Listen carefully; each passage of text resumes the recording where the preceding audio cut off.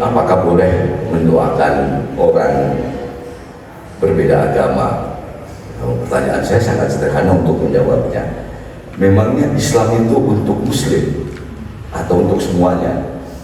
Untuk semuanya. Kalau untuk semuanya mestinya boleh, kecuali jika Islam itu untuk Muslim dan Islam untuk semuanya. Nabi Muhammad misalnya pernah mendoakan agar Umar masuk surga, masuk Islam dan berhasil. Nabi Muhammad pernah mendoain Khalid bin Walid dan seterusnya, padahal mereka misalnya bukan Islam. Kemudian Tuhannya Islam sendiri, saya bilang itu kan Tuhan untuk semuanya.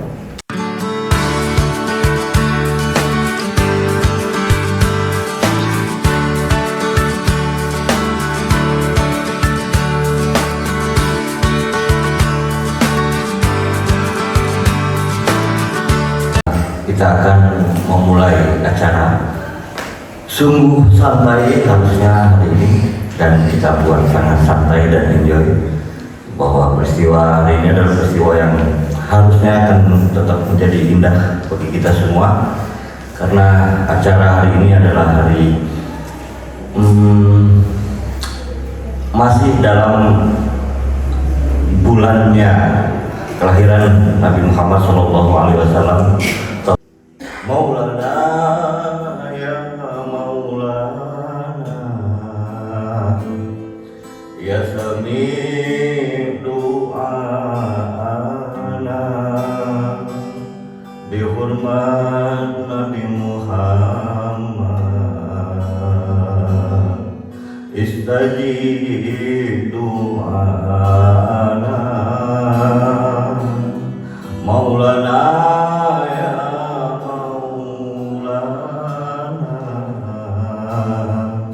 ya sami doana bihurmat Nabi Muhammad istajib doana. Mudah-mudahan pertemuan yang kita mulai hari ini dan acara yang kita gelar pada hari ini akan sampai pada kita cahaya cinta Muhammad. Amin. Dan seperti biasa, saya hanya membuka. Jam-jam selanjutnya, menit-menit selanjutnya, detik-detik selanjutnya akan langsung dipimpin oleh guru kita, Mangga Bapak Bambang Yanis. Tepuk tangan untuk Alhamdulillahirabbil alamin, asyhadu an la ilaha illallah wa asyhadu anna Muhammadar Rasulullah. Allahumma shalli ala sayyidina Muhammadin wa ala alihi wa sahbihi wa sallam. Salam sallim wa ba'd. Kita ini akhir dari bulan Maulid. Apapun yang terjadi, jika kita belum merayakan Maulid, kita lakukan perayaan Maulid. Oke, ini yang biasa dibaca, saya akan bacakan tapi juga mengartikannya. Biasanya pada saat Maulid di kampung-kampung itu membaca bacaan ini.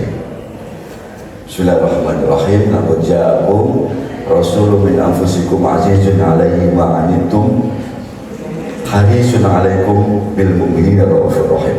Dimulai dengan membaca surat ini, artinya telah datang kepada kalian sang utusan paling mulia di antara kalian, pedih hatinya merasakan yang kalian derita. Jadi Al-Quran menggambarkan Rasulullah itu setiap hari hatinya pedih melihat penderitaan umat manusia. Karena di situ menggunakan azizun alaihi ma anittum. Jadi dia harisun alaikum, pada semuanya yang dia pikirkan itu penderitaan umat manusia. Kemarin ada diskusi menarik misalnya tentang perdebatan apakah boleh mendoakan orang berbeda agama. Pertanyaan saya sangat sederhana untuk menjawabnya. Memangnya Islam itu untuk Muslim atau untuk semuanya? untuk semuanya. Kalau untuk semuanya mestinya boleh, kecuali jika Islam itu untuk Muslim dan Islam untuk semuanya. Nabi Muhammad misalnya pernah mendoakan agar Umar masuk surga, masuk Islam dan berhasil. Nabi Muhammad pernah mendoain Khalid bin Walid dan seterusnya, padahal mereka misalnya bukan Islam. Kemudian dia Tuhannya Islam sendiri, saya bilang itu kan Tuhan untuk semuanya, bukan untuk Muslim. Makanya yang pertama yang menarik dari ayat ini adalah pedih hatinya merasakan yang kalian derita. Semua penderitaan manusia itu membuat Rasulullah pedih hatinya. Baru kemudian ingin ia melihat kalian bahagia, harisun alaikum. Ingin, rasanya Rasulullah Muhammad ingin manusia itu bahagia. Baru kemudian bil mu'minina raufur rahim, khusus kepada orang yang beriman Rasulullah santun dan penuh kasih sayang. Jadi ada perbedaan. Untuk seluruh umat manusia Rasulullah Muhammad merasa pedih hatinya, memikirkan penderitaan. Dalam Al-Quran bahkan ketika ada orang yang menentang dia, terus-menerus menentang dia, menolak untuk beriman, Rasulullah berdoa, ya Allah ampuni mereka. Allah negur, gak bisa, mereka udah nggak mungkin kamu mendoakan mereka karena mereka sudah menentang.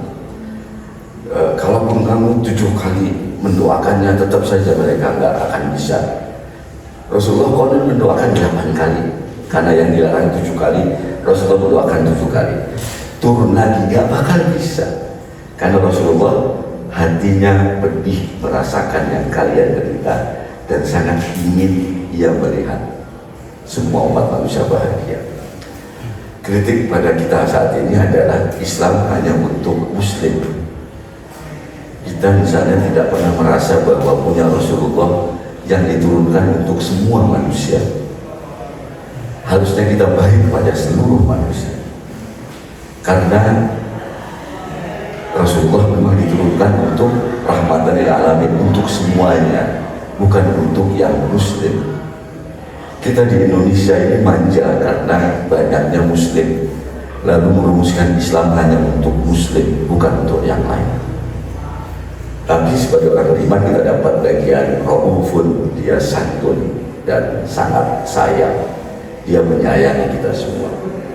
Nah, biasanya dalam selanjutnya dibaca dengan innallaha wa malaikatahu yusholluna 'alan nabi ya ayyuhalladzina amanu shollu 'alaihi wa sallimu taslima. Sesungguhnya Allah dan malaikat bersalawat kepada Nabi. Wahai orang yang beriman, shollu 'alaihi wa sallimu taslima, bersalawatlah kepada Nabi, wa sallimu taslima, dan taslimlah dan tunduklah dan nurutlah kepada Nabi. Jadi setelah ayat ini muncul ayat yang kedua, dua-duanya ayat Al-Quran. Karena kualitas Rasulullah Muhammad sehebat itu, maka pantaslah kita membaca salawat kepada Rasulullah Muhammad. Salawat shollu itu menghubungkan, jadi pantaslah jika kita menghubungkan diri kita dengan Rasulullah Muhammad agar kita mendapatkan Raufur Rahim, agar kita mendapatkan dipikirkan penderitaan kita olehnya, didoakan agar kita bahagia oleh Rasulullah. Karena itu selanjutnya innallaha wa malaikatahu yusholluna 'alan nabi ya ayyuhalladzina amanu shollu 'alaihi wa sallimu taslima. Para ulama menafsirkan ayat yang kedua ini menarik. Hanya perintah sholawat yang diawali oleh pengakuan Allah dan malaikat bersalawat kepada Nabi. Allah belum mencontohkannya, baru kemudian diperintahkan.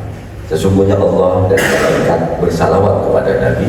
Karena itu, wahai orang yang beriman, bersalawatlah kepada Nabi.